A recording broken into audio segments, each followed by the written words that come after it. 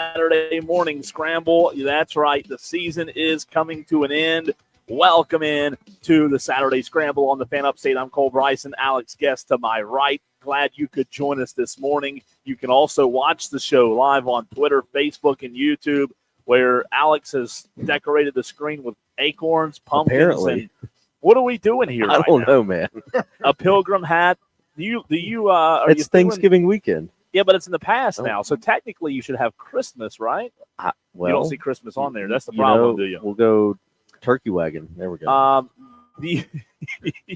I like that one better. There you go. If you have no idea what we're talking about, you can see the cheesy decorations on the stream, again, where you can watch the show live on Twitter, live on Facebook, live on YouTube.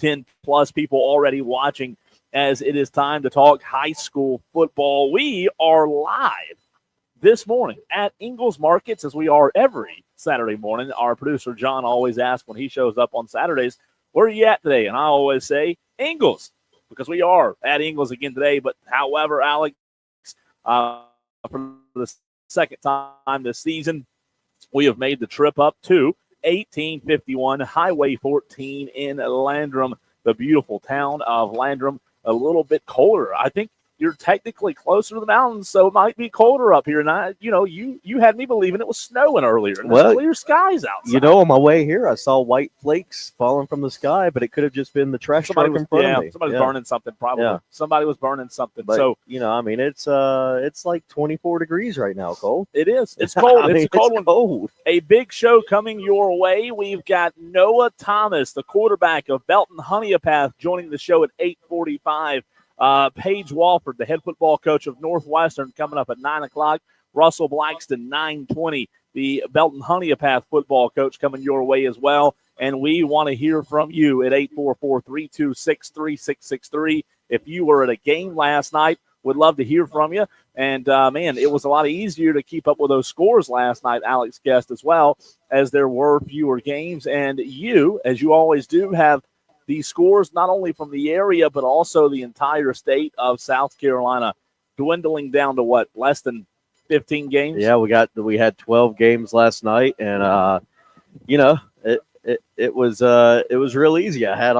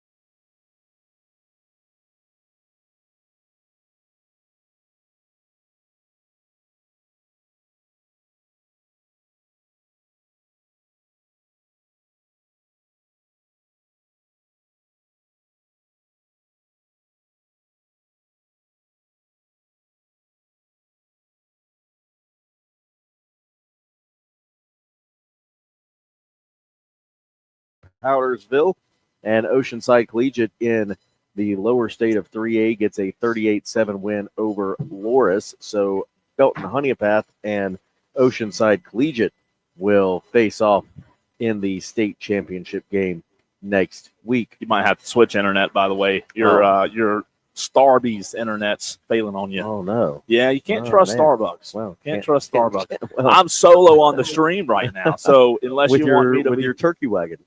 You still have that on there. You still have that on there. So we're getting Alex back on the stream. If you are watching, just bear with us. And there he is. He's back. He's back on the stream, back in black. I like it. Sorry, now you can continue. Oh, no, that's okay. How many do you have left? Just the 2A and 1A games. So in 2A, Upperstate, Strom Thurmond, and Fairfield Central, the closest game of the night, Cole. A 2-point win for Strom Thurmond, 15-13 over Fairfield Central. They will face Hampton County, 43-22 winners over Central.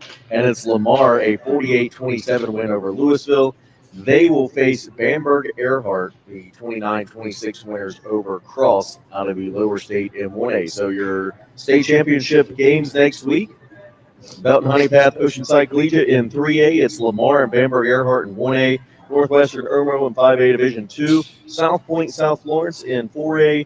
Strom Thurmond Hampton County in 2A. And Dutch Fork Somerville in 5A Division 1. Those are your state championships, right? Yeah. Those are your state championships, and they are set just like that. Again, we have one more Saturday Scramble to go. Next Saturday morning will be our final Scramble of the year. We'll be live in Chesney off the Chesney Highway at the Ingles over in Chesney. Oh, I'm not going to cry. Trust me. I'll be able to sleep in a little bit on a Saturday morning. But we have a lot to get to today. What happened last night? A tough loss for several teams, obviously across the state, but one locally that we'll get into, Alex, a game that you and I were following along with pretty intently last night.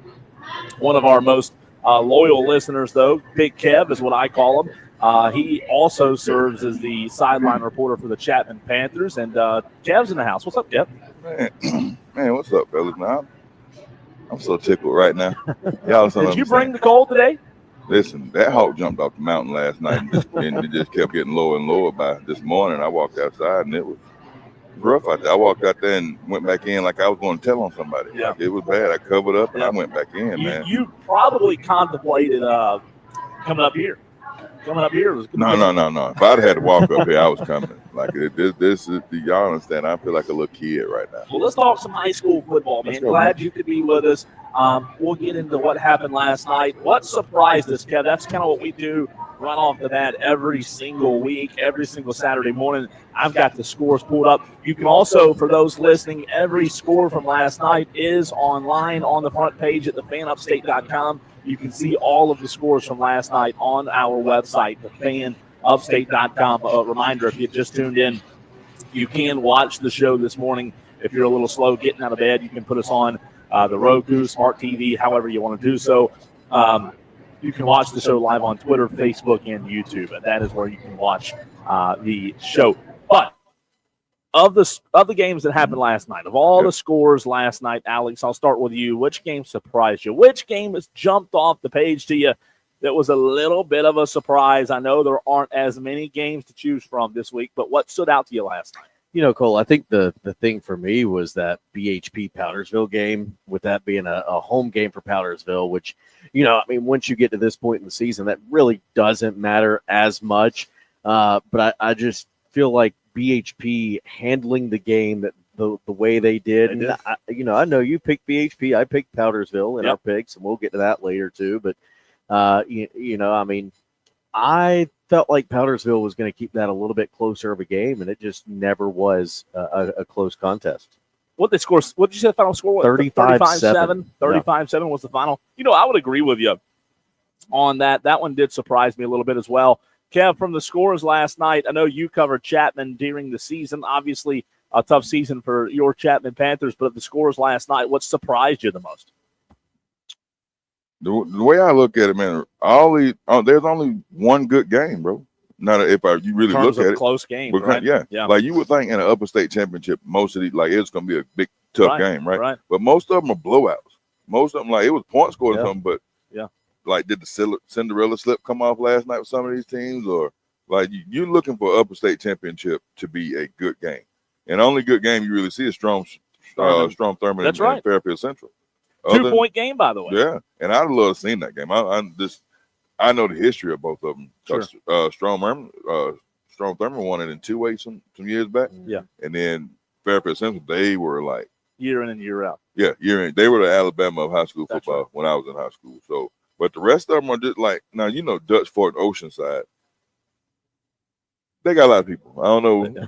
They got a lot of people, man. Yeah. So they're going to do what they're going to do. I feel like Oceanside and Gray and those teams should just play each other down there, because now you can get like BHP. A lot of people feel that way. Man. BHP is going to go down there and play with everything they got, but it might not be close. You know, I think Russell Blackston, who's joining us on the show later today, you bring up a good point, because Alex, he said it last year. I don't think you said it with us, but I think you said it on the TV interview. Maybe it was with us. I can't remember exactly. But to your point, what you just said, they played Oceanside last year in the state championship. Noah Thomas, the quarterback for BHP, who's joining us on the show a little bit later, he got hurt during that game. Obviously, Belton Honey Path lost the game. But Russell Blackston made the statement, and I don't want to put words in his mouth, but paraphrasing, said something to the effect of, "Well, we've done what we can do. We've done what we can do in terms of beating who we're supposed to play year in and year out." Right. And that is, we can spend 3 hours on that conversation, but I know it might upset a lot of people because we do have, a school like MVP in our coverage area, and we cover those guys, and it's a charter school just like Oceanside. But Alex, I think to Kev's point, you do feel like with a traditional school like Belton Honey Path that 2 years in a row has made a state championship appearance, having to go play at Oceanside, who, for those out there that that don't understand how charter schools work, there are no district lines, so they can get kids from anywhere. If you don't want to use the R word, you don't have to, but you can use the R word. You don't have to pull kids within your zone district like a Belton Honey Path does.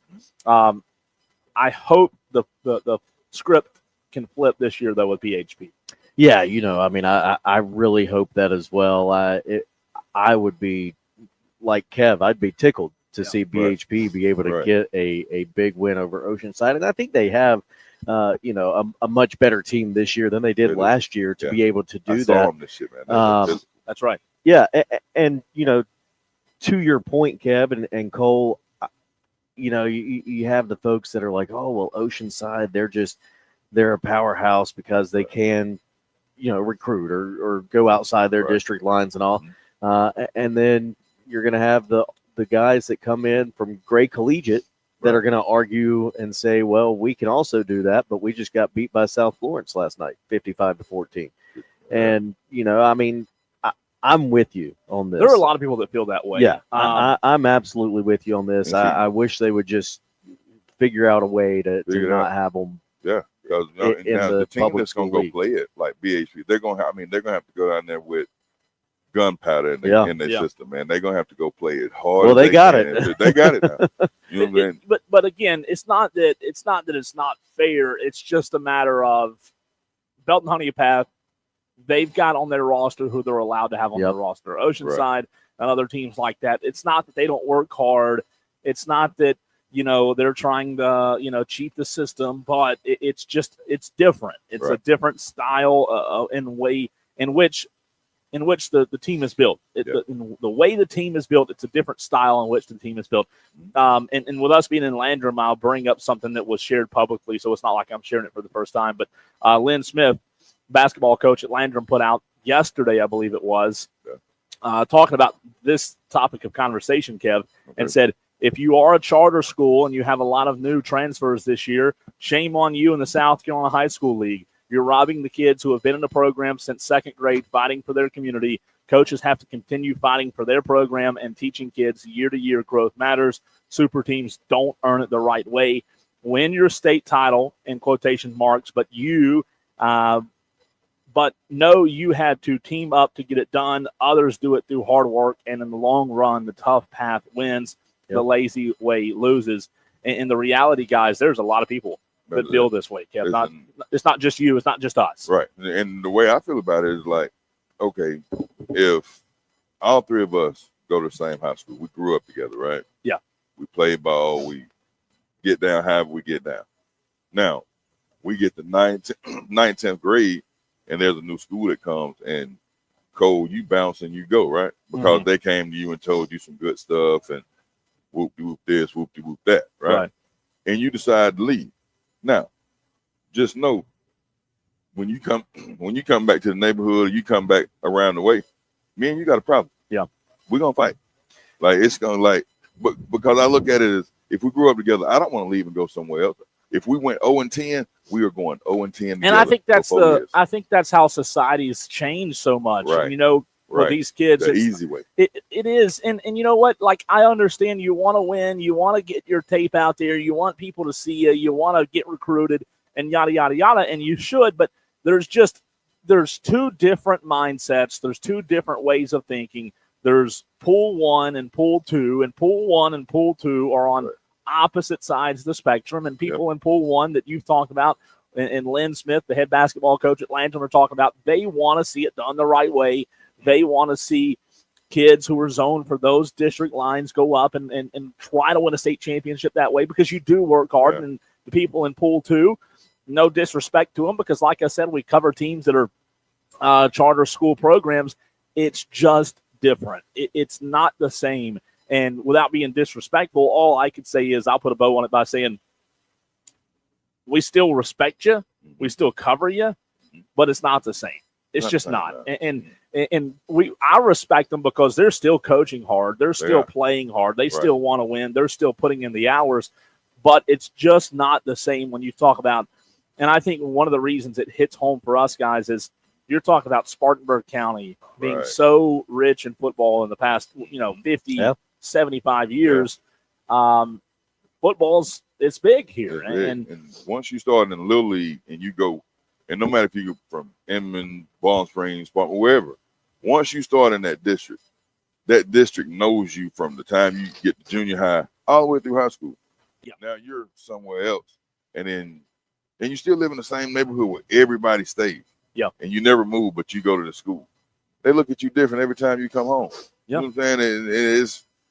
I mean, don't get me wrong, if they go there like MVP. I love Grady there. That's my guy. Man, I watched Gray when he played at Chapman. I love Gray. I'm glad he got what he got. But there's always going to be that riffraff every time MVP steps on the field. Like against Chapman, against anybody that they play. Charter schools, it's almost like, and again, I think it's good for the game. I think it creates good storylines. I like covering it. It's almost like charter schools have taken the bad guy approach, right? And it's the good guy versus bad guy. And again, I still respect the heck out of them. They work hard and try to win just as everybody else does. But all we're doing is acknowledging that it is different. And if you don't want to acknowledge that it's different, I guess that's kind of on you. But you still got to go win. And hopefully a team like Belton Honeypath can still go win. To your point, Alex, I mean they've got the talent. Yeah. Talent's there. When you beat me, you're gonna probably tell somebody, y'all don't want to play them, because if I'm going against them, just my competitive thought process, and I'm finna whoop this dude in front of me all game long. Like they said they big. A little extra juice on the line. Yeah, a little extra juice. Like I went to bed early last night. I thought about it. Like I watched tape all week. Like how do they move? What's their weak point? And find it, and then exploit that. Of the games last night, Alex guessed, how did we do on our weekly picks? I did not do great. I don't know that you did okay. I don't know that you've ever had a losing record, and just by default, I don't know. There only being 3 games to choose from, Kev. I'm giving Alex a hard time. You went 1-2. You picked Dorman and Powdersville. Yeah. You did get South Point right though. Yeah. Well. Yeah. Over Westside. And that game, by the way, together was never close. Was never close. Yeah, it was. I think it was 14-0 before it started. Yeah. But Westside, they actually got a young team this year. Yeah, they do. And Brian, he started out with maybe 4 or 5 of like big time teams. Sure. And then they ran it. Yeah, went through the conference, jumped in the playoffs, and made a run. So like Brian's always going, like, if you don't know Brian Lane, man, this guy is just a football guru. He is. Like he doesn't even, like, most coaches go on the sideline on Friday and they call their plays from their little script. Brian don't even have a script. Right. He just reads the defense and calls it as it goes. Who would you have had last night, those 3 games, Kevin? Who'd you pick? Dorman, Dutch Fork? Who'd you have in that one? Oh, I was going Dutch Fork all day. See, me and Alex both went Dorman on that one. We got that one wrong.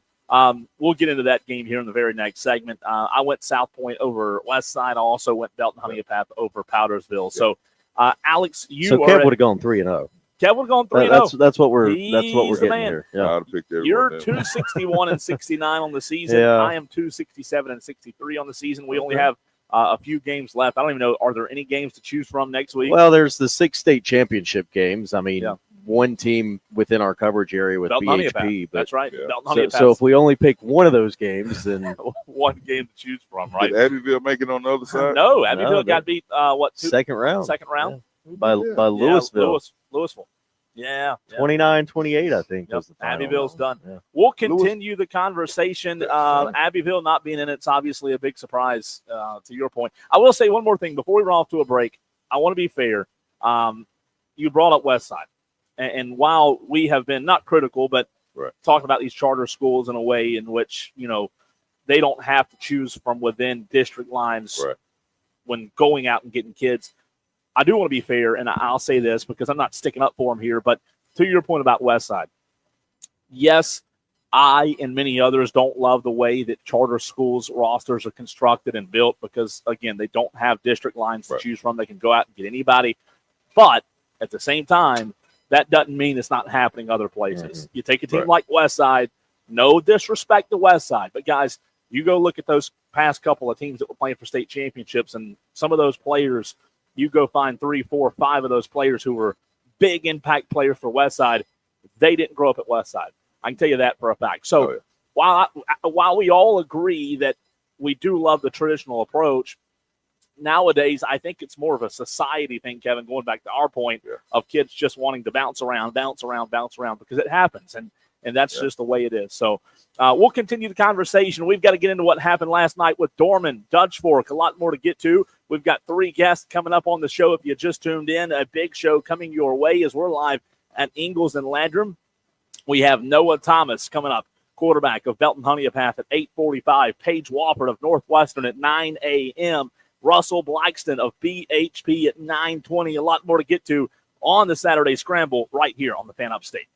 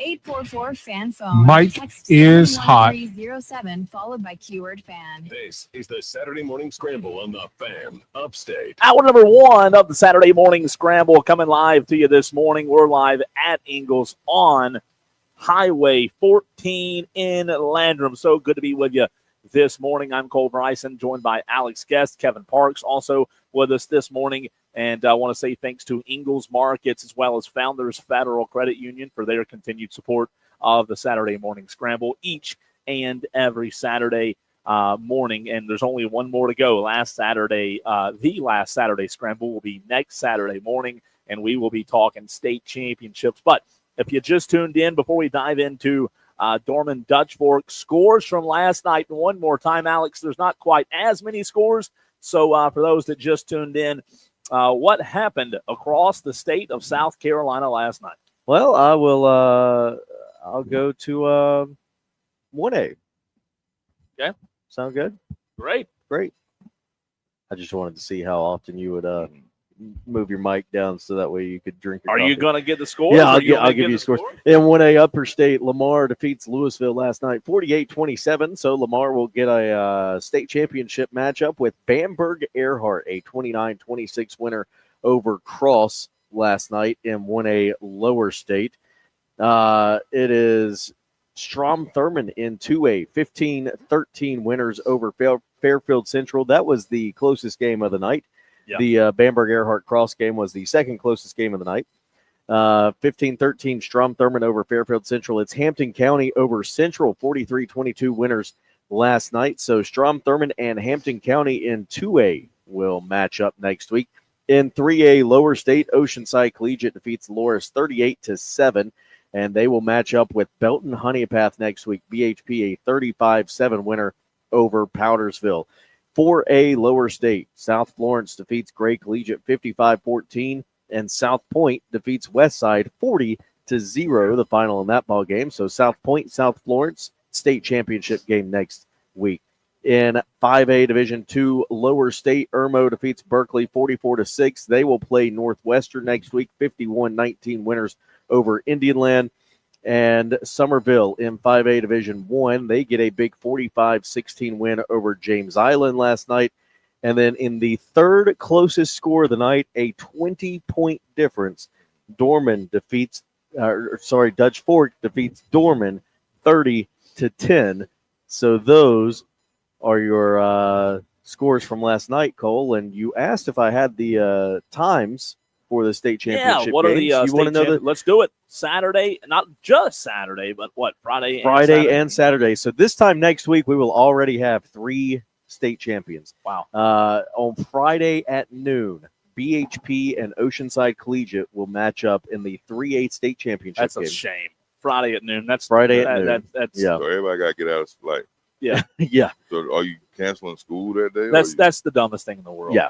Again, Belton Honeypath, like that community is so close, right? So tight knit. Friday at noon. Yep. Friday at 4 is the 1A state championship between Lamar and Bamberg Earhart. Does your boy come up with these times down there? You already know what I'm talking about. You already like. Yeah, no. I think we'll flip a coin. Yeah, I know who you're talking about. Yeah.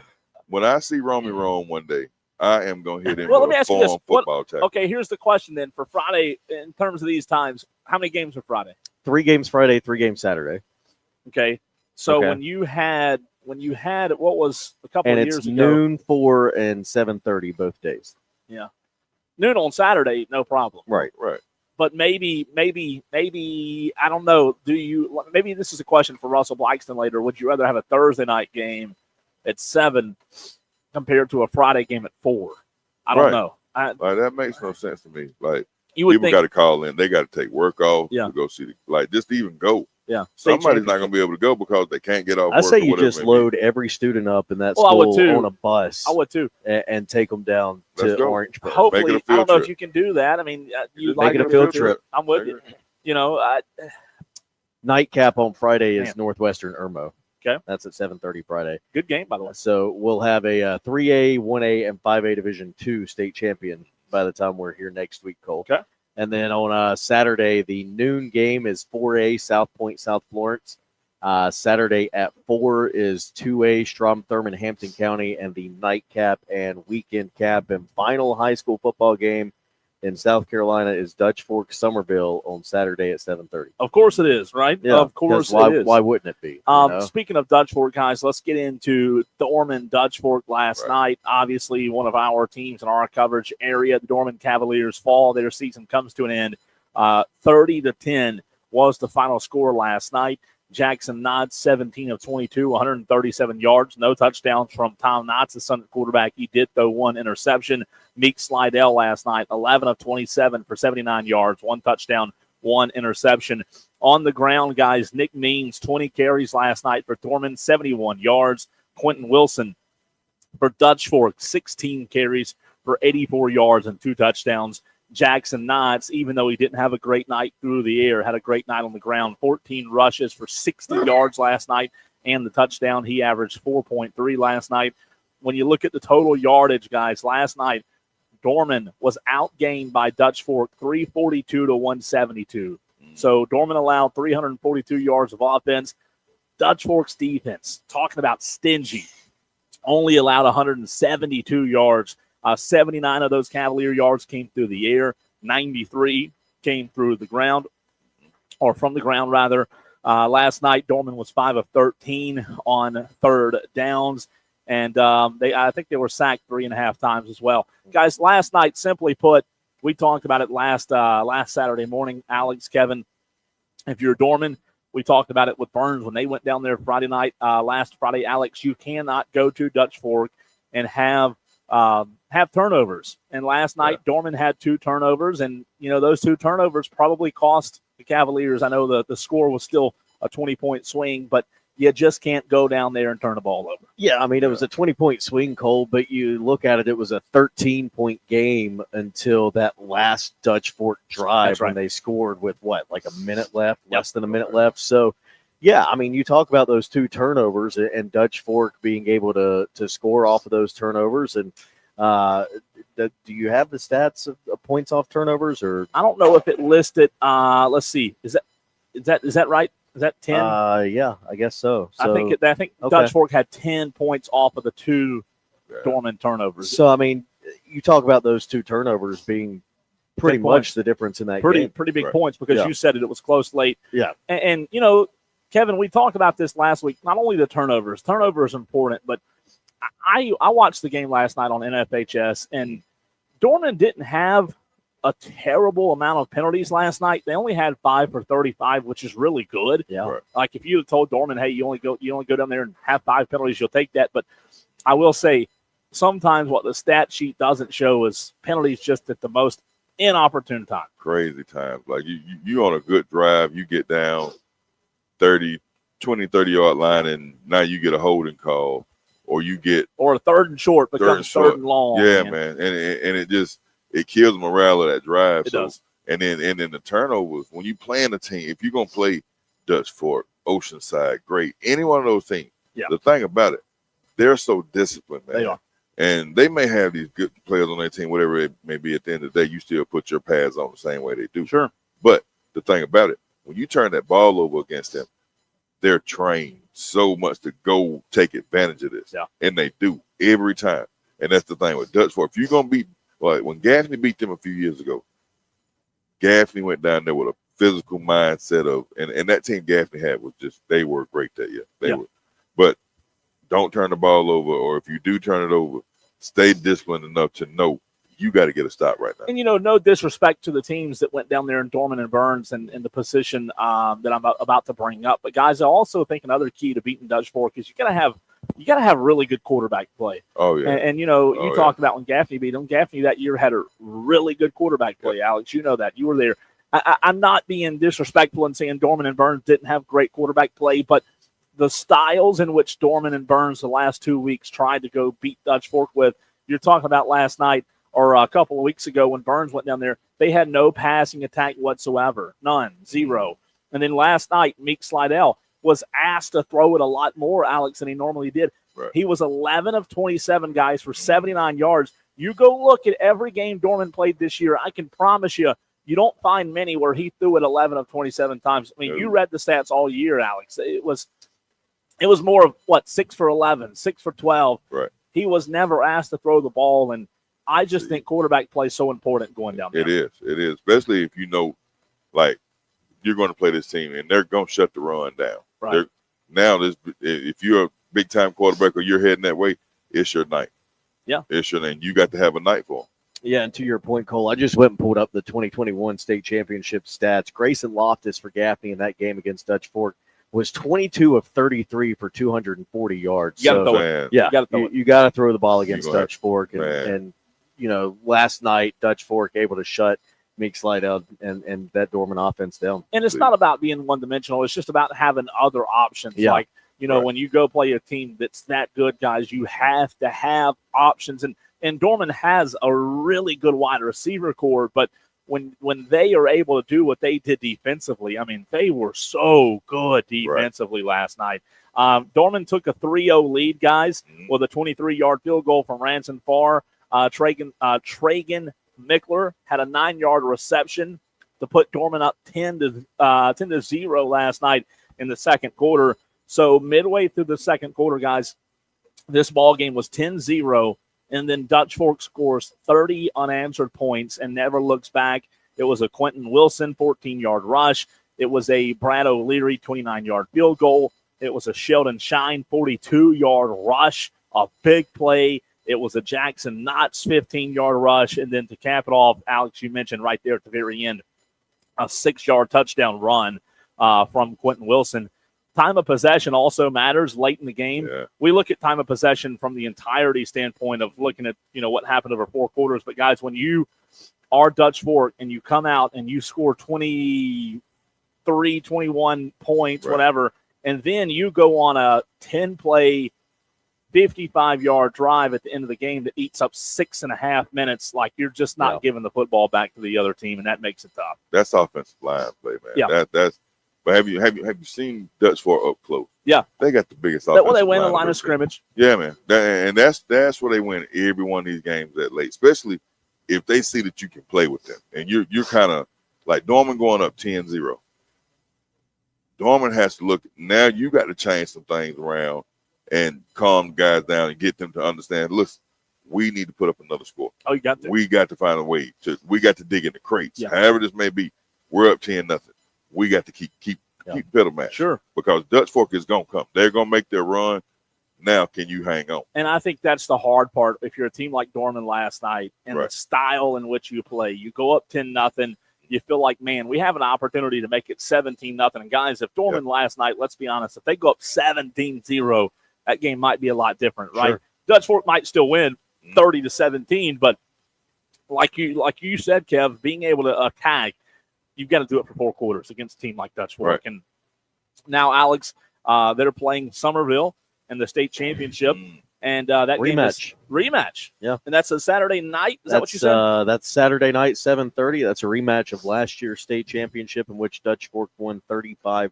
Wasn't close. Wasn't close. And this just goes to show, guys, like there's been talk all year long about this Dutch Fork team not being as good, this Dutch Fork team being down. Well, if they're down, I'd hate to see them at their peak because they're still a one-loss team. They're still playing for a state championship. And real quick before we run to a break, by the numbers, last night was number 32 straight home playoff wins for Dutch Fork. Number 20 straight home wins overall for Dutch Fork. 17 straight playoff wins, which is the longest active postseason winning streak in South Carolina High School League. 13-0 in the semifinals under Tom Knotts. 10 straight title game appearances, which is a state record. 10 guys. That's unheard of. Like thought, out of the last 20, he's probably got 13 to 14 of them. I mean, North Carolina and South Carolina. Right. It's just it's he's run out of fingers. It's unbelievable. Because he was Chris Leak's coach in high school. Yeah. What's the other guy that played at Georgia? He coached him, and then when he come here, come to Dutch Fork. He was already. How many did you say you won at Independence? He won 7 at Independence, 1 at West Charlotte. So he had 8 in North Carolina before he even got to Dutch Fork. Now he's got 9. Now just at Dutch Fork. So he's got just well, when he gets championship rings now, they're sizing them for his toes. Yeah. Right, right. Like this guy here has really unbelievable. Because when he first came down, he wanted to play Burns because that's when Burns was really good. Yeah. So it was like they played in a jamboree at Gardner Webb some years back. Independence and Burns, man, that was epic, bro. Yeah, right. It's unbelievable, man, what he's done. Let's run off to a break. On the other side, we've got to go to the phone lines where we will have Noah Thomas, the quarterback of the Bears. The Belton Honea Bears get a big win last night. We'll talk BHP next on the Fan Upstate.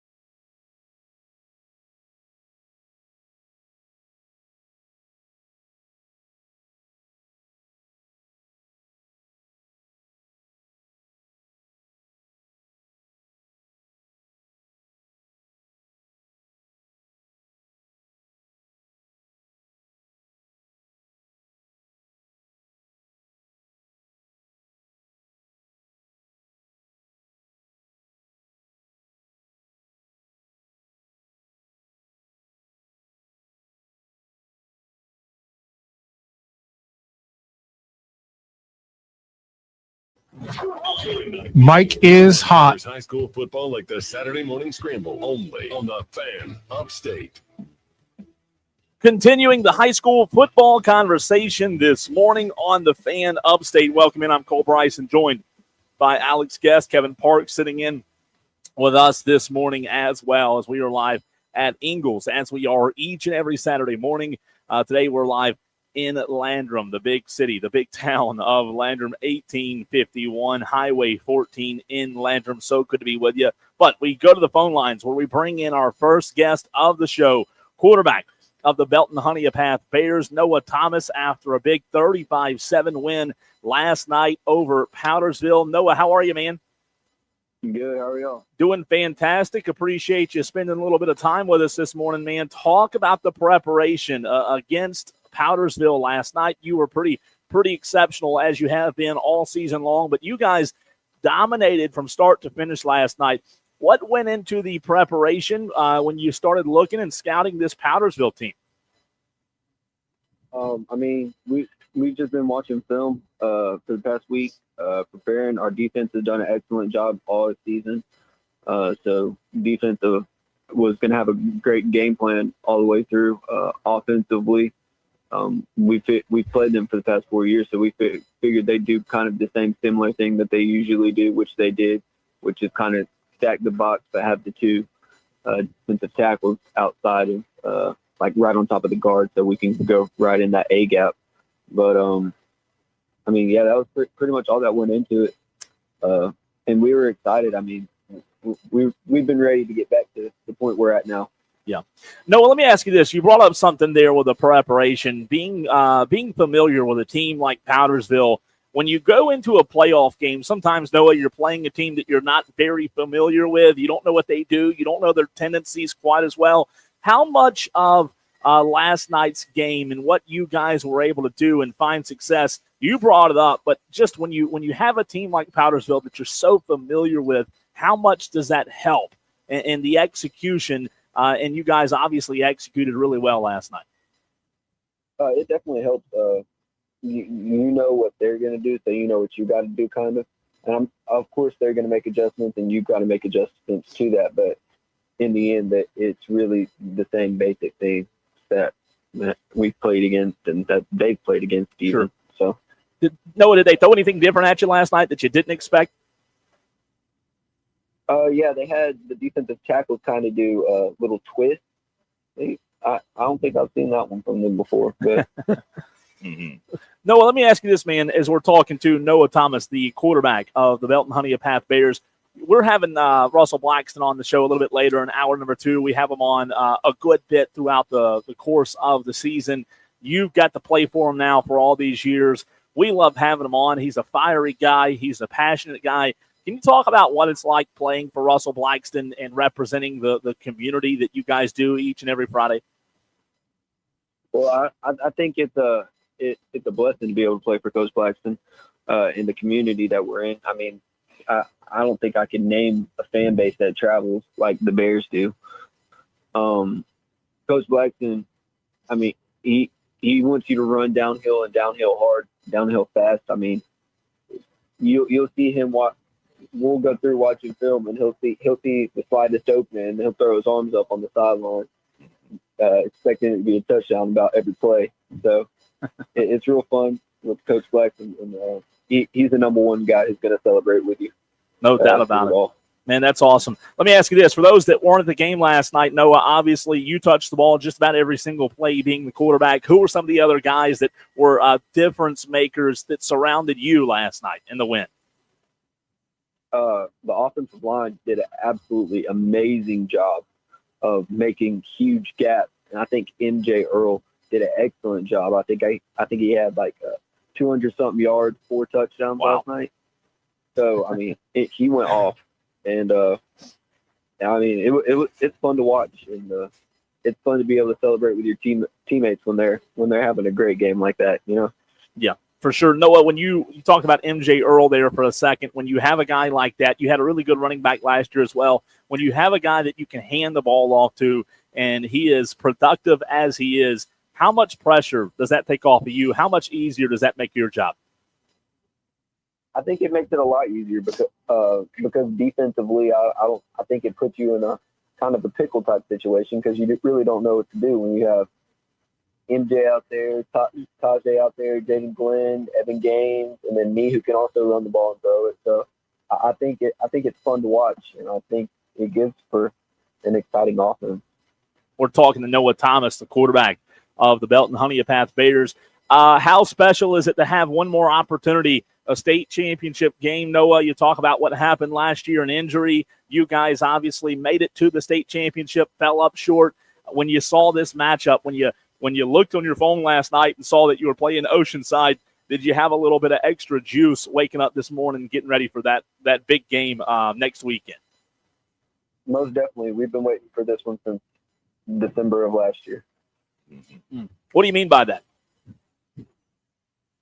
Well, going to the state championship and losing, I mean, it's definitely like a gut-wrenching thing. I mean, it kind of rips your heart out. And me and the guys have definitely been waiting for this one big time. Anything different, Noah, in terms of the preparation? I mean, now you know what it's like. You did it last year. You know what it's like preparing for a state championship. You know what it's like. You have to play in an early time slot on Friday, a weird time compared to what you guys normally play at. You also know what it's like to have the pressure on you. Do you do anything differently this time around this year in terms of the preparation leading up to Friday's game? Yeah, I don't think we do anything different. I think we just got to go out there and execute our game. Well, Noah, best of luck to you, man. Congratulations on not only last night's win, but a heck of a season, man. And we're pulling for you guys to get it done on Friday. Yes, sir. Thank you. That's Noah Thomas, the quarterback of the Belton Honea Bears. So much fun following along with BHP this season. We've had Russell Blackson on so many times, guys. He's joining us again in hour number 2. He's an incredible football coach, an incredible leader. And you talk about what MJ Earl did last night, Alex. That kid is phenomenal. It doesn't get much better than that. I've seen him up close. Man, the way the offensive line, like Oceanside is going to have a problem now. I'm telling you now, this offensive line is physical. Thank you very much. You have a good rest of your day. They block down, they kick out, and that's their offense. It's block down, kick out, and once you stop it, they got a 6'6", 6'7" tight end receiver. Yeah. Man, this guy 6'6", 6'7". Yeah, somewhere around that big guy, man. He can jump up and catch that thing with anybody. So they're going to be a problem next week. Yeah, and MJ Earl last night, Cole, you mentioned it. 21 carries, 212 yards, 4 touchdowns. That's pretty stout, right? I don't know if you can do math quickly in your head, but that's a little over 10 yards per carry. And you know what's interesting? Their offense, we talked about it earlier with teams not being one-dimensional. They're so versatile in what they can do. I've seen videos this year of Noah Thomas slinging and putting up 100, 200-plus yards. And last night, Alex, I mean, it's almost like you look at those stats and you think those aren't right. They weren't asking Noah Thomas to do a lot last night. Just what? 3 of 11? 3 of 11 for 15 yards. On the ground, he had 11 carries for 75 yards. That's big. So, I mean, when you're running the ball like that, why do you need to sling it around? You know, that's right. Why? And what do they say? Mistakes happen when you put the ball in the air, right? Yeah. And what a game it was last night. Big win for Belton Honea. We'll talk about what the state championship weekend holds. Yeah. We've got one more hour of the show coming your way. We're joined by Paige Wofford, the head football coach of the Northwestern Trojans, on the other side right here on the Fan Upstate.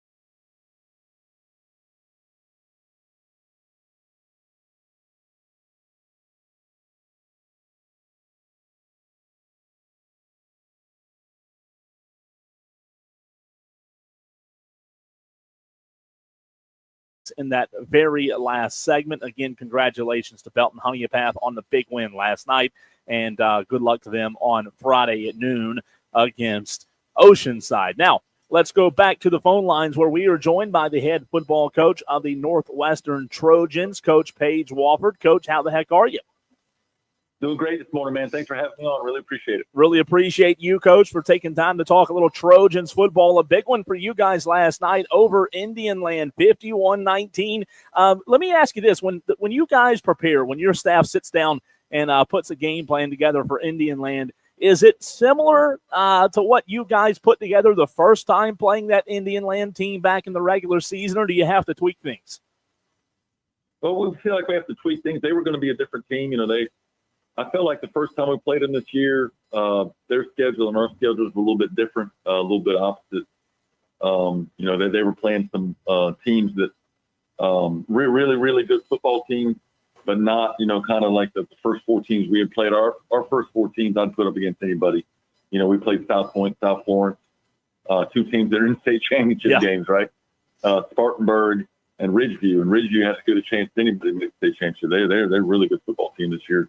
Losing their quarterback, Howard, the Howard player, when they did really, really kind of hurt their chances. But, when the first time we played them, I think they might have been a little shell-shocked at playing a team, kind of with our speed and our size and things we do. And then they played Hillcrest in the playoffs, and then they went to Teohana and beat Teohana at Teohana, which is no small feat. Yeah. So we felt like they were going to be a little bit different. They would be a little sharper, and they were. They played a lot better this game than they played last game. The first game, there were some, they had some turnover issues and some bad snaps and a little bit of, we got a safety on them, little just weird things like that, just kind of steamrolled on them. But this game, they were a lot more solid, and they made a few changes that we had to prepare for, and we were able to adjust and get the job done. So, yeah, the game plan was a little different, but you also felt like you knew the players, and we knew what we had, and we kind of knew what they had. So, it didn't make it any easier during the week, and I'm sure my anxiety wasn't any less. But just being able to go in there and play a team that you had played before, I didn't really enjoy it. But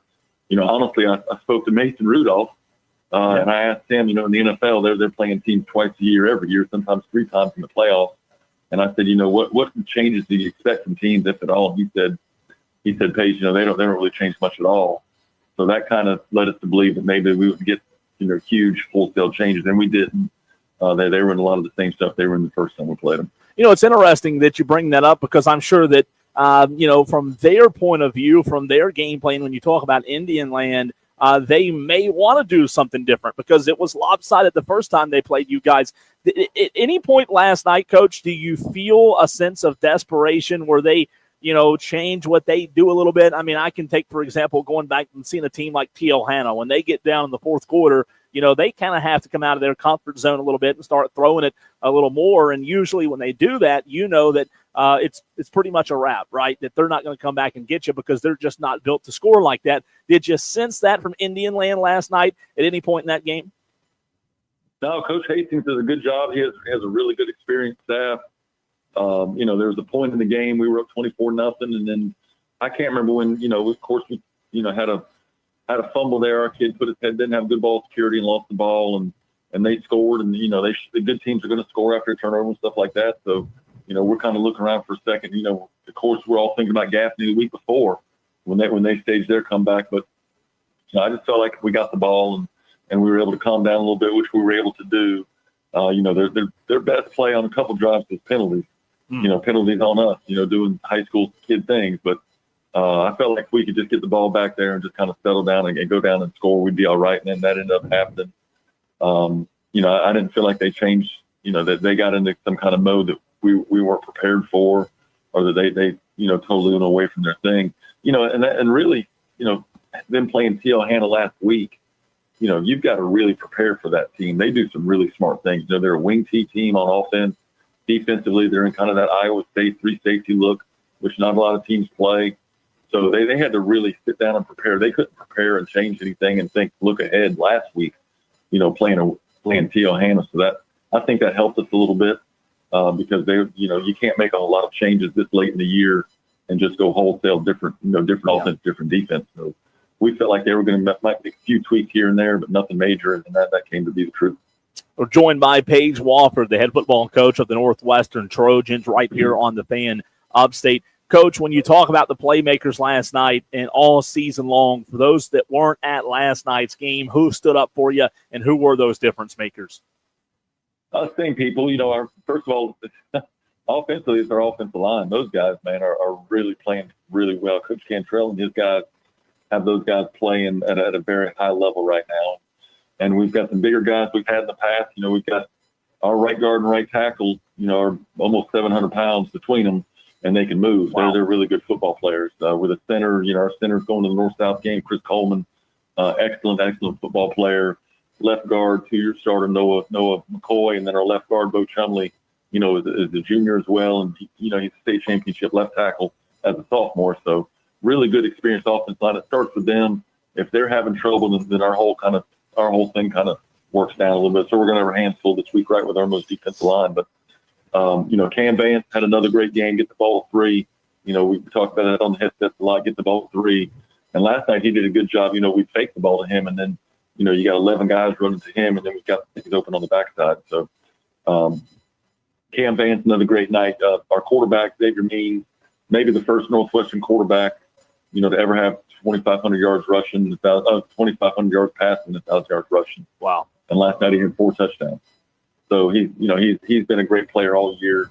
A junior, came through our middle school program, 8th grade, Dutchman Creek Middle School, and then played our 9th grade team, our JV team, as a sophomore. Now, kind of waited his time to be the starter. Now he's a starter, and he's really taking advantage of that. So, those guys had a great game as well. Our running back, Nigel Smith, had another, really solid performance on our offensive line. Defensively, Tamarion Watkins, Mr. Football finalist, had an interception for a touchdown. They actually had an onside kick late in the game that we recovered and ran back for a touchdown. So you talk about, kind of taking the air out of somebody's balloon there. Yeah. When they're kicking an onside kick, hoping to get the ball, and we scoop it and run for a touchdown to Marion Coleman, probably the fastest player on the team, and a big dude, probably, right about 190 pounds, tall, 6'1", 190, and can really, really run. When he got it, kind of broke the first wave. It was like, okay, touchdown. It was kind of an amazing thing. But those guys, and then, Jaden Baxter is our free safety, is just the general back there, getting everybody lined up and having a very, very solid this year defense, and that didn't change last night. And we have a Shrine Bowl linebacker, Cam McFadden, that, once again is making plays all over the field. So once again, just a team win, which is what we want. We figured out last night we got 14 non-offensive touchdowns for the year. So it's a little bit of beamer ball, which is what I want, what I like, what we practice for. We tell the defense they're more than welcome to score. We tell the special teams, please score, please flip the field. I think we put a lot of pressure on teams in those areas when they know that we could score, even when we don't have, possession of the football. So we'll take it, and you got to have things like that to win championships. Well, Coach, you mentioned it just a few minutes ago. Irmo Northwestern for the state championship Friday night at 7:30. You all season long are focused on your team and what you guys do and the opponents that you play. Going into this game on this Saturday morning, how much do you know about Irmo and what they do this season? They're just really good. Really good football team. Coach Brand puts together a good team every year. Might be new faces, new people. His son graduated, went to Virginia Tech. Yeah. Who was one of the most dynamic players I've ever faced. At quarterback, being able to run and throw, and being a coach's son, having that little extra bit of savvy, that sometimes you can't prepare for. But I'm sure people expected him to be a little down when he left, but all it's done is made them a little better, because now they can focus on not to say they didn't focus. They only focused on him last year, but this year they've really spread the ball around a little bit more. They've got some running backs that can hurt you. A couple of, they've been running kind of 2 quarterbacks this year, 2 different types of players, and some really, really good wide receivers, man. Holy cow.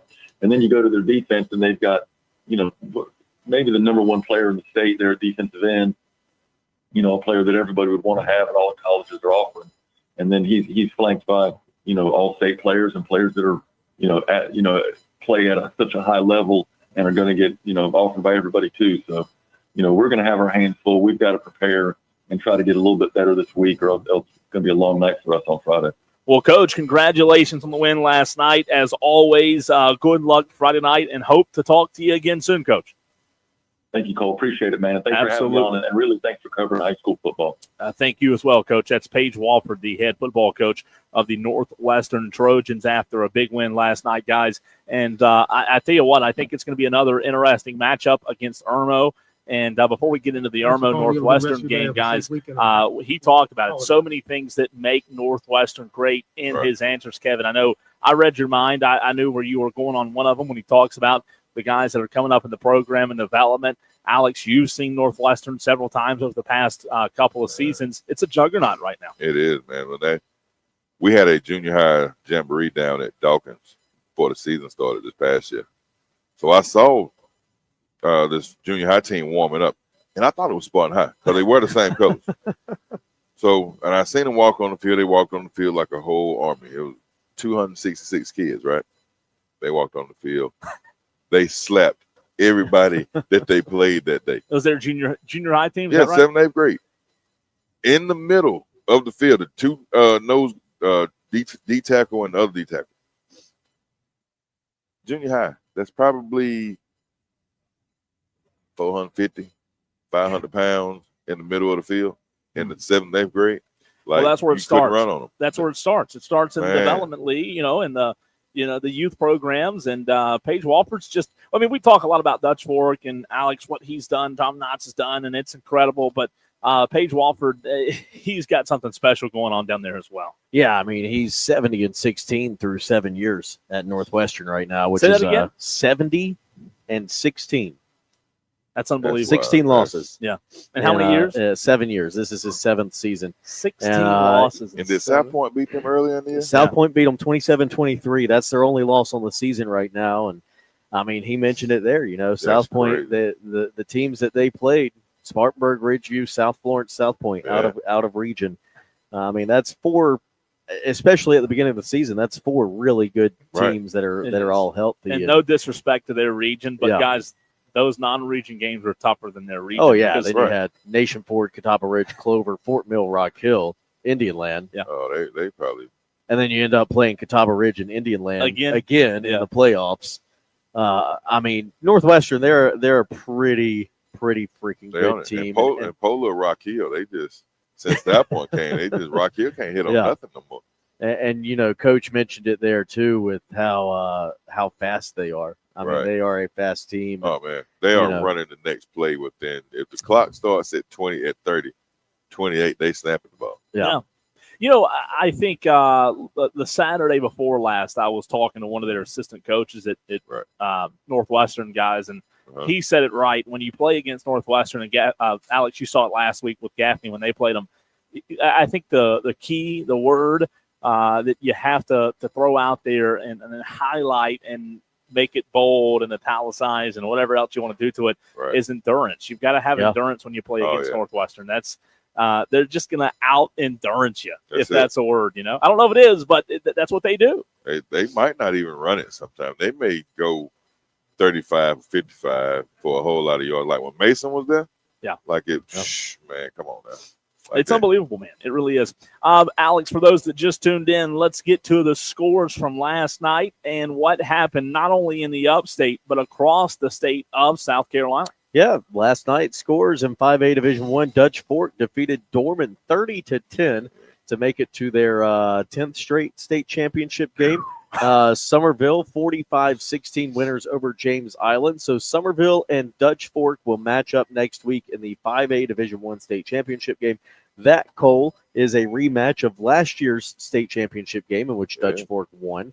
In 5A Division II, Northwestern 51-19 winners over Indian Land.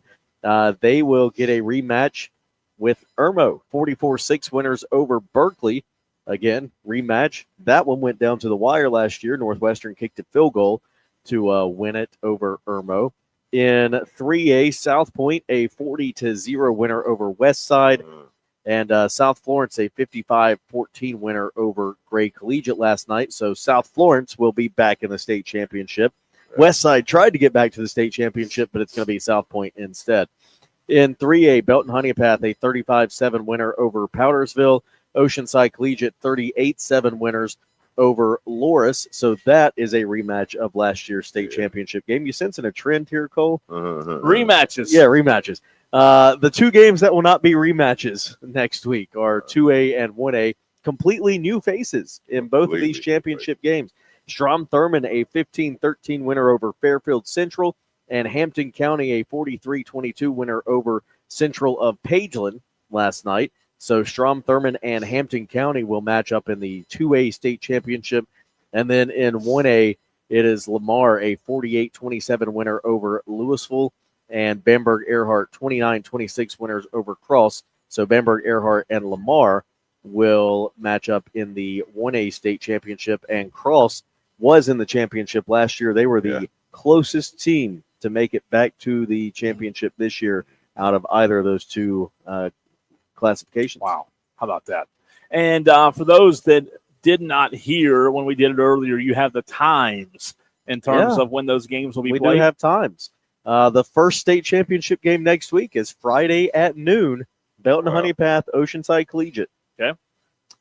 Friday at 4 o'clock, which, let's face it, it's probably going to be like 5 o'clock because that's just the way things run. You know, game will go long or something. And so Friday at 4 o'clock scheduled is the 1A championship between Lamar and Bamberg Earhart, both of those 3 seeds. Northwestern and Irmo will be the nightcap on Friday at 7:30. Both of those 1 seeds coming out of 5A Division 2. That's going to be a good game. Mm-hmm. That'll be a good game. That was a 34-31 game last year in favor of Northwestern. Yeah. And then the first game on Saturday, South Point and South Florence. That is Saturday at noon. Good going. Saturday at 4 o'clock, Strom Thurmond and Hampton County, the 2A championship. And then Saturday, the nightcap, season cap, 7:30 on Saturday night, Dutch Fork and Somerville. That a game that Dutch Fork won 35-14 over Somerville last year. But here's the thing, guys. I think Somerville is a much improved team this year over what they were last year. That could be a really good game. What was their final last night, Somerville's? It wasn't close, was it? No, it was not close. It was 45-16. That, Cole, was is that James Island? That was over James Island. That's a region matchup, so that's a game that James Island won. That's a game that Somerville won in the regular season, only 14-9. Wow. So they're getting better. They're getting better as the season goes on. 45-16 last night, Somerville. That's a big one. That's a big win. That team's rolling. I'm good. I'm glad just to see some of these old teams that was winning back in the day. It's Somerville. Back to it. Like Pageland Central. Yeah. Like, man, they jumped on Chapman every year in the playoffs. Like when Toby Capes was there, man. Yeah. I remember going to those games. I was probably like 5th, 6th grade, right? And they came up here like they had grown men on that team, bro. Like they had a running back. 2A then? Yeah, 2A then. The guy never took his helmet off. He played the whole football game. He probably had 280 yards rushing, but after the game, he kept his helmet on straight to the bus. Yep. So I figured that was one of them grown people from down watermelon picking guys down there. Might have been. Yeah. Let's run to a break. Russell Blackston of Belton Honeypath, the head football coach of the Bears, joins us next right here on the Fan Upstate.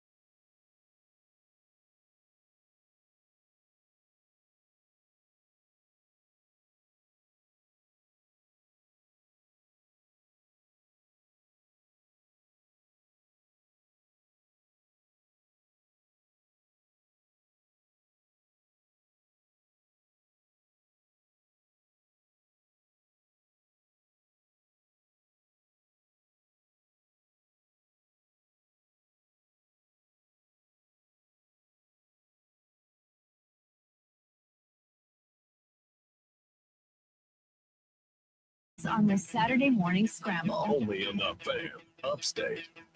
We are continuing the conversation this morning right here on the Fan Upstate. Want to say thanks to Paige Wofford of Northwestern for joining us in that last segment. Also, want to say thanks to Noah Thomas, the quarterback of the Belton Honeypath Bears, for joining us in hour number 1. And speaking of Belton Honeypath, we go back to BHP, where we are joined by Russell Blackston, the head football coach for the second week in a row. You've heard him right here on the Fan Upstate many times this season. Coach, I've got to know off the bat, if there are people in your house that are still asleep, don't do it. But am I going to get the same energy that I hear from Russell Blackston after those wins on Friday night, fired up and ready to go on a Saturday morning? How about them Bears, baby? And I tell you what an opportunity. Anytime you get to practice over Thanksgiving, it's truly tremendous. And I tell you what, if you win over Thanksgiving, it's even more special. And so we're super excited here. Our senior class, man, what a job they've done. You know, there's 22 of them, 50 wins in 4 years, man. 5 bad ones, and I'm just so proud for those guys, what they've got in their locker and their tool belt. And man, it's just what an outstanding job to represent our school and our fine community. No doubt about it. You talk about the community, Coach. I've got to know, I guess this is a housekeeping question we get rid of and knock it out before we get into what happened last night and get into the game on Friday. But do you have any issue, any vendetta against playing at noon? We were talking about it in hour number 1 of the show, and obviously we wish you guys were in a more suitable time frame for your community and fans and parents and grandparents to get out there. Anything you think the high school league should do differently when you talk about these time slots of what time you guys are playing? Well, you know, honestly, it's disappointing it's not at Williams-Brice where it used to be, and you know, I think there's something needs to be worked out there with the state-owned schools and all that kind of stuff. Yeah. But I tell you what, it's going to be tough getting everything down there 3 hours away by noon. And, I think there's something that can be done there. But we're still going to be excited. There's still going to be a state champion crowned, at 3 p.m. that day. And, what an opportunity it is for our school and our program, it's going to be a fast week for sure, and we've got to have all our I's dotted and T's crossed, and we got to make sure that we are not about the moment, but we got to be in the moment. Coach, would you rather play on Thursday night, or would you rather have that Thursday day to get everything ready for Friday? I mean, if you're talking about playing at noon Friday versus Thursday night, I mean, would you have a preference there? That's taking a day up. That's right. To me, there's a way you can get in 3 games per day. Yeah. I don't know. I mean, we're excited about where we're at, and that's for those guys to figure out. We're excited to be there, and, we just want to be in the moment that we're in. And, there's a lot of wishes that could happen out there, but we're here where it's at. We're excited, and we're going to see if we can put a product together and go out there and get it done. Coach, last night, MJ Earl was just fantastic on the ground. You didn't ask your quarterback, Noah Thomas, to do a whole lot. What does it mean to have a guy like MJ Earl that you can kind of just lean on as you guys did last night? 100%. Our big old offensive line that we got, that's kind of our brand. We're a block down gap team. We're a counter team. And, he just stepped up and did a good job for us. Got injured in week 1, I believe, and he missed 2 games. Got to come back. Got to come back against Westside in game 4, and it's just been that way ever since for him. We had a lot of games in there in the middle and towards the end where we're way ahead and doing well, and he didn't play much past the first half, and we knew he was going to be special from the beginning. You go back and watch our highlights from last year, and Marquez Henderson, he was getting about 10 carries per game, but in those 10 carries, he's getting about 50, 60 yards. I mean, he's very quick. That first 10 yards, real shifty, a lot of great movement. Last night he showed his breakaway speed that he does have. But, real proud for him and his family. 4 touchdowns. I think it was 16 carries for 200 yards, 20 carries for 200 yards, 4 touchdowns, and only played 1 drive in the second half. So just real proud for him. That's incredible, Coach. What a stat line last night. That offensive line, how did that become your brand of football at Belton Honeypath? I mean, you've been there for quite some time now. How did that become the identity of who this football team is? Well, coach football for 26 years. We have 31 years, 26 of them being at BHP. And I believe that defense wins championships, and I believe that offense gets to control the game. I truly believe that. I was an offensive lineman in high school, offensive lineman at Newberry College, and that's kind of and that's what I keep telling all young coaches. You never get to become a head coach. You become a head coach because you're good at a position coach, and don't ever neglect what got you to be the head coach. And I was a good offensive line coach for many years, and I just said, hey, that's going to stay with my brand. And I have an offensive line coach. We work together. When I was training them up, I would write the practice script out for him and how we were going to do every single minute of every practice, who our rotators were. And finally, now he's trained up where he's giving me the script now, I tell you what, talking about our offensive line, you got 2 guards. Both of them are 4-year starters. And when you see a 4-year starter on the offensive front, Keegan Mosher and Keelan Dixon, those guys are 4-year starters. The right guard, Keelan, is all conference as a freshman, sophomore, junior, and senior. So, I mean, he's a good player, and the center's back from last year. So that's 3 guys with several years of experience. And then 2 tackles, McCray Pruitt and Carter Burgess, they're just getting better, man. They're juniors. They're getting better.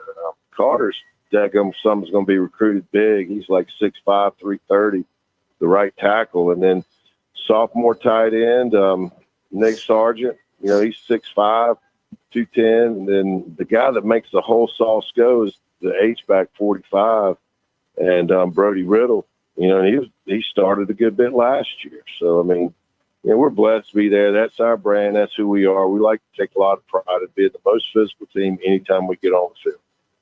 Well, Coach, you definitely have done that. How much juice, and I asked Noah Thomas this question back in hour number 1, how much juice do you have going against Oceanside? We all know how that one turned out last year. Unfortunate mishap for you guys, a couple of injuries there in that game. Have you noticed from your team just a little bit of added juice, if you will, knowing they get a chance to knock off a good Oceanside team that they fell short to last season? Well, 100%. Anytime you get back to the championship, it means you've done tremendous things right. We've got to be laser focused in all week long. Oceanside's extremely good. They've got good players. You got, the right tackles playing in the Shrine Bowl, the left tackles playing in the North-South, two defensive players in all-star games. They're good. The quarterback's unbelievable. He's Michael Jordan back there dinking and dunking. And then number 88 comes in at running back. We've been practicing for this game, man, probably since we finished with Westside. There's no jokes about it. We've been practicing for this game, this opponent, since the Westside game. And, so we've been working at it, looking at it. I let our kids know at practice what we were doing.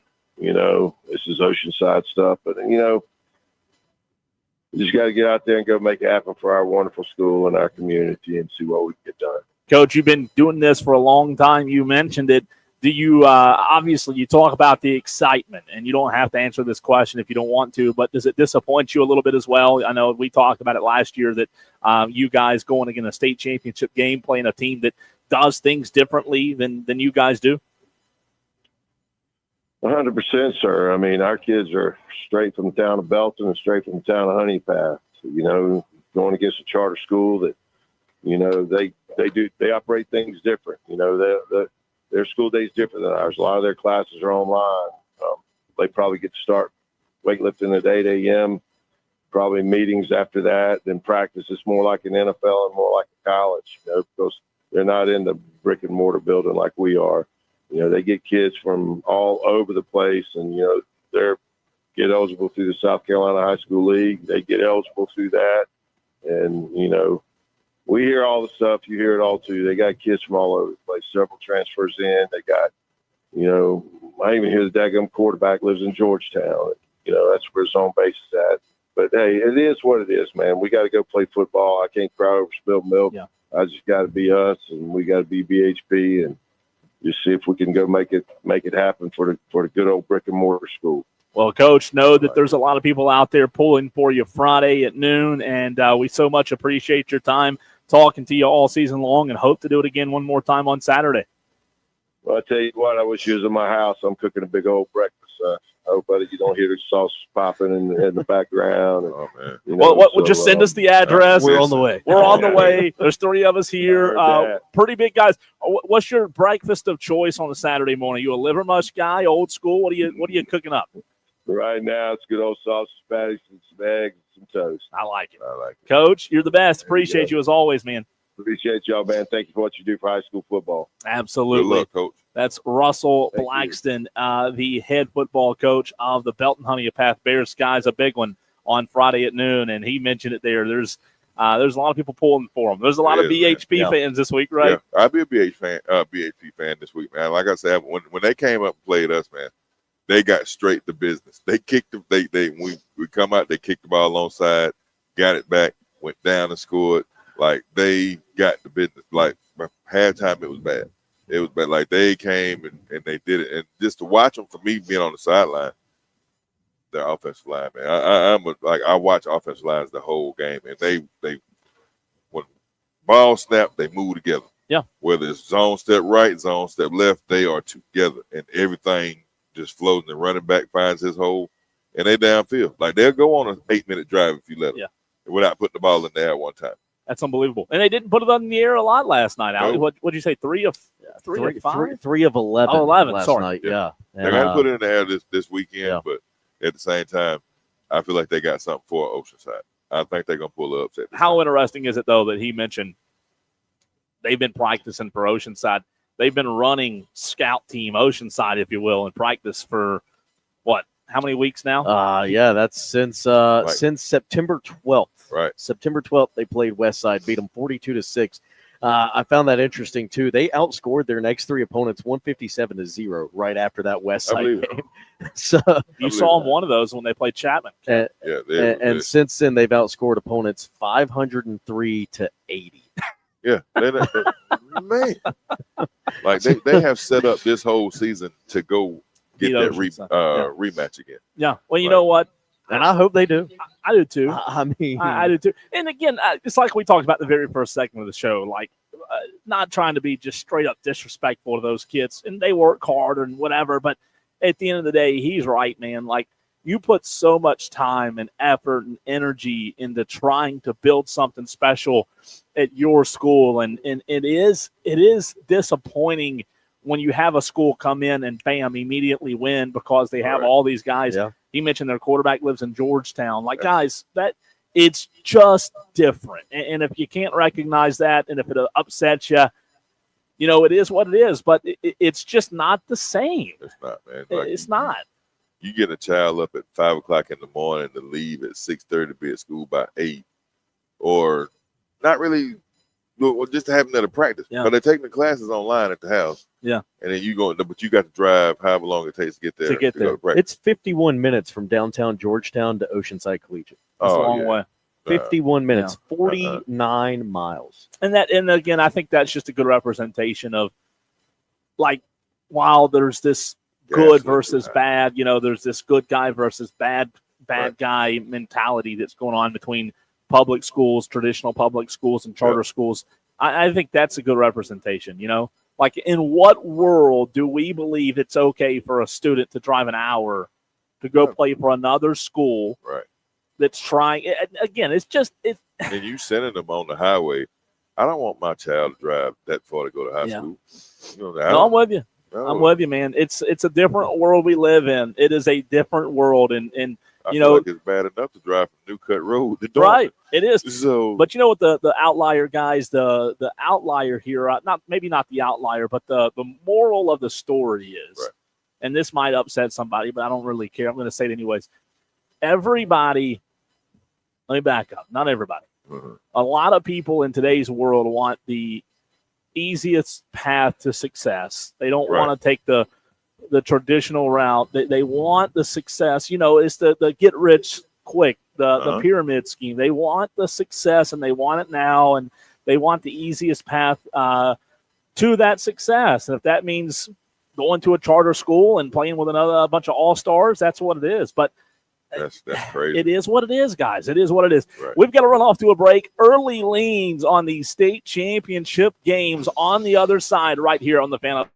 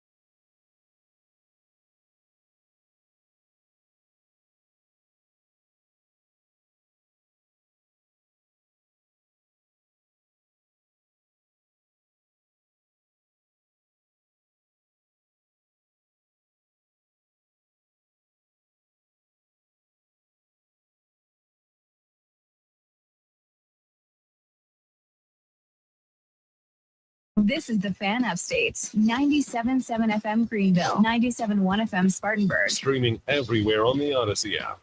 The final segment of the Saturday morning scramble as we are live this morning at Ingalls Markets in Landrum, South Carolina. Welcome in. I'm Culver Ison, joined by Alex Guest. Kevin Parks with us this morning as we've got to get to some early leans of what happened last night. But before we do that, I want to say thanks to Ingalls Markets as well as Founders Federal Credit Union for their continued support of the Saturday Scramble. And one more time on the show, if you just tuned in, Alex Guest, the scores from last night, what happened not only in the upstate but across the entire state of South Carolina.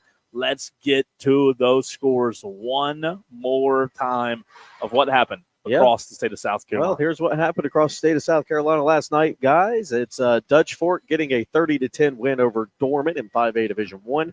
Summerville in the lower state, 45-16 winners over James Island. Dutch Fork, Summerville meet up next week. It's Northwestern, 51-19 winners over Indian Land. Irmo, 44-6 winners over Berkeley last night. That in 5A Division II. So Northwestern and Irmo, that'll be a rematch of last year's 5A Division II state championship. It's South Point, a 40-0 winner over West Side last night. And South Florence, a 55-14 winner over Gray Collegiate. So South Point and South Florence will match up in the 4A state championship game. We just talked to head coach of the Belton Honey Path Bears, Russell Blackston. 35-7 winners over Powdersville last night. They will get a rematch with Oceanside Collegiate, who was 38-7 winners over Loris last night. So 3A state championship game is set. That's the first one we'll have next week. Belton Honey Path and Oceanside Collegiate will match up. Strom Thurmond gets a 15-13 win over Fairfield Central. And I think if I saw it correctly, they got a 2-point conversion to win that game over Fairfield Central. And Hampton County, a 43-22 winner over Central of Pageland last night. So Strom Thurmond and Hampton County. Pageland Central or Central of Pageland? Well, it used to be Pageland Central, then they dropped the Pageland, and now it's just Central. But I like to say Central of Pageland. But it's not Central of Pageland, is it? But it is Central but of it's not, Pageland. No, I would love to ask saying, somebody from down there and see what they no, you're making names up. Yeah, I guess so. Lancaster. And Cole's Homeschool Academy of Radio Broadcasting defeated Louisville last night, Lamar defeated Louisville 48-27. I did not go to Lamar, by the way. There's And somebody out there probably thinks Bamberg Earhart knocked off Cross 29-26, the final in that ball game. So Lamar and Bamberg Earhart match up in 2A. It's Hampton County Strom Thurmond, Lamar Bamberg Earhart in 1A. I'll figure this out eventually. Hampton County Strom Thurmond in 2A. There you go. Hampton County, where's that? You know, I was having Hampton that conversation with somebody last night, though. Let me ask you this serious question: get on your Google Maps. Yep. Is Hampton County the same as Wade Hampton? Yes, it is. Yes. So it's like two different schools close. Well, Google no. that. So it used to be Wade Hampton because there were two different Wade Hamptons. So Wade Hampton doesn't exist anymore in the lower state. In the lower state, no, it's Hampton County now. What? Yeah. Wow. They changed it. They changed it. Wow. I didn't know that. Did they combine with another school? Was there two schools? Let's see. So Wade Hampton no longer exists in the lower the lower state. That's correct. So Wade Hampton. It was a consolidation in 2023 of Wade Hampton High School and Estill High Schools. Okay. Estill. Yeah. So Estill and Wade Hampton combined, and it's now Hampton County. It's now Hampton County. They are the what's their mascot? What's their nickname, Cole? The Murdaws. No. God, I hope is that not right? No, Sorry, that's not. Is that inappropriate? They are the Hurricanes. Hurricane. God. Oh my God. Sorry, I've been on Hulu too much recently watching the episodes. Anyways, early leads, guys, from what can happen in the state championship games this weekend. We've got 1, 2, 3, 4, 5, 6 games through all 5 classifications. Right. Let's start with Dutch Fork, Somerville, early leans. Alex, Kevin? Yeah. 38-17 Dutch Fork. Oh, wow. So he's basically going a copy paste of last year. Yeah. It'll be. Yeah. You're not giving the Green Wave a chance, Kev? No. Yeah. Knox is on it, man. He's on it. I hope it's closer though. It's hard to pick against Dutch Fork. I mean, how do you? It's hard to pick against Dutch Fork, but I'm going to do it. Are you going to go Somerville? There's a bird in here, guys. Right. I seen him a while ago, and I was hoping he didn't come nowhere near me. I kept my eyes on it. I just saw that out of the corner of my eye. I mean, I'm sure. There's a bird inside There's a bird inside the Ingles. Wow. Do you see it up there? No, I don't see it perched up there. Look, I do now. He's going to fly away in a second. I do now. There's a. This is riveting radio. He's to the 15. I'm going to turn to the left. Yeah. I don't know. I don't know what kind of bird. Kevin, do you know what kind of bird that is? Stay away from me, sir. I'm picking Somerville over Dutch Fork. I think Somerville is gonna upset. I like it. The Silver Foxes. Northwestern Irmo, guys, early leans. Ooh. I'm going Northwestern. Trojans. Would it be an upset? I'm going Irmo. Yeah, it'd be an upset if Irmo won, I think. I think so. I would imagine if Irmo's got a physical team, man. I watched them a good bit this year. I would imagine if there was a line for high school games, Northwestern would be favored by, I don't know, 10 and a half, something like that. I'm going Northwestern. Kev going with the upset. Irmo, Alex, you going Northwestern? Yeah, I'm going Northwestern on this one as well. South Point, South Florence. The South's going at it. Early lean. I'm going South Point. Going South Point? Yeah. I think, yeah. South Florence is just such a great program. Coach Marlowe does a good job down there, but I'm going South Point. Alex, you as well? Yeah, I'm going to go South Point as well. South Florence got a 42-41 win over West Side last year in the state championship. I think if South Point is able to keep it close like that, they could potentially run away with it Never know. by the end of the South game. Florence, they found their own little niche down there because they've been in the last they've been in some state championships as a little powerhouse. Belton Honeypath guys in 3A versus Oceanside Collegiate. Can the Bears do the unthinkable and knock off Oceanside? What do you think, Alex? Yeah, I think they can. I think Oceanside, yeah, they're a good team, and we just talked to Russell Blackston about it, but he mentioned it. The Bears, they've been prepping for Oceanside since mid-September. Long time. And you go back, you look at some of that film from the Irmo and Calvary Day games that Oceanside played, the first 2 games of the season, that they lost both of those. Right. And then they've had some pretty close games the rest of the year. Yeah, they beat Dutch Fork early on, but they've had some pretty close games the rest of the year, and I think that BHP is going to be able to get it done for the brick and mortars. Kevin, you've seen Belton Honeypath this year. Can they do it? I'm going with scratching Bears, man. You like it? You like the Bears? I like the blue and red little uniform that they got. That's pretty sweet. The Bears to get it done. The Bears get it done, man. All right. The Bears did get it done yesterday, by the way. Anytime I can let the audience know that the Eagles lost again, I will do it. Different Bears, but on a different note. How about them Cowboys, guys? That was fun. Hey, man. A lot of fun on Thursday. Cowboys is on it. Cowboys is finally making me feel like they gonna make some noise. Don't get my hopes up. I know, right? But they'll get in the playoffs and just act like they ain't played. Stop it. Strom Thurmond guys versus Hampton County and Lamar versus Bamberg. I just don't know anything about these 4 teams, so I'm not going to pretend like I do. But those are the 2 games in 2A. Strom Thurmond. Yeah. Strom Thurmond and Bamberg. Those are my picks there. Fine with me. Yeah. I don't know anything about it. I'm going with Lamar because I've played. So y'all remember John Abraham that played in the league? Yeah. He went to Lamar High School. Okay. I played against him his senior year, my junior year of high school. We lost it at 6-0. And you were at Chapman? Close game. Yeah. We was averaging 40 points a game and lost it at 6-0. Wow. Like it was bad. What year did you play at Chapman? I played 93 through 96. How about that? Yeah. Not meaning to show your age. Hey, man, I like it, man. I like this graceful thing of getting better. That's right. In life, we ain't getting old. We get better. That's right. Don't get like me wrong. The knee, you still got to put some of that little WD-40 on. Aging like wine is like a fine wine, like a right? Fine wine. Yeah, man. I like it. For those of you that want to see the scores from last night, you can. They're up on our website at thefanupstate.com. You can see every score from what happened across the entire state last night. One more state championship, guys, to get to happening today. Who do you like? Early Lane, South Carolina Clemson State Championship. As we have a nooner. I don't like it. I don't get to go because it's at noon and can't make it down there in time from this show. But you could. Oh, you have to hit it now. You could. Oh, yeah. That wouldn't be advised. Thank you very much. By the time you get down to about the zoo area, man, that thing. And it's just going to lie. It'll be a zoo. And guys, I'm the most impatient person there is. Oh, God. I could not sit in that traffic today trying to get in. It'd be bad.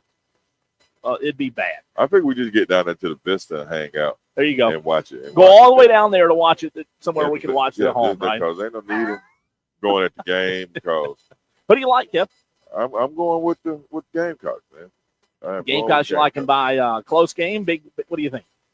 Well, I think a few days ago I said 37-21 Gamecocks, right? Okay. 2 touchdowns-ish, something like that, maybe? Somewhere around there. But because Clemson's kind of suspect. And both of them are. So both of them are. This thing could go down to. Now, I would love to see a 45-43 game. Shootout. Yeah, I would love to see that. Alex said it earlier. Both teams are bad, but I said, hey, both teams are bad. That might make today's game really good. What do you think, Alex? I think Clemson's going to win this game. I think it's going to be close. You like the Tigers? I like the Tigers in this one. I think it's going to be like a field goal game.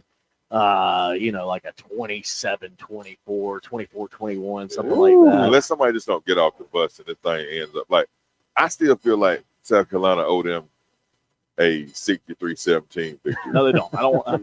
You know what though? Somebody brought up a good point earlier with the bowl game. Them not getting a bowl game. This is the last game for South Carolina. This is it. Let it all go. So I hope Beamer don't stand on the sideline with that dazed deer in head. Like he does the most. Just I don't know. Let me tell you something. There's nothing like the friends of mine that are South Carolina fans. The little things that Beamer does that drives them up a wall. Right. Like the clapping. Yeah. They don't like the clapping. I've got a buddy that says if Beamer claps one more time, I'm gonna, they don't like the clapping. No clapping today. Mike Purdy calling plays though. Maybe that could be the difference maker. Open it up a little bit. Could be. Yeah. Like what does Steve Spurrier say to these kids to get them down that they're not saying now? Because Steve came down and showed you what South Carolina can do if you get the right person in line. The right guys. He had the guys, there's no doubt. And what a fun show it has been. Thanks to Kevin Parks for sitting in, talking about high school football. Appreciate you as well, man. And Alex Guest, as always, I want to say thanks to Ingalls and Founders Federal Credit Union for their continued support of the Saturday morning scramble. And we will do it one more time, the final Saturday scramble. State Championship Edition coming at you next Saturday right here on the Fan Upstate.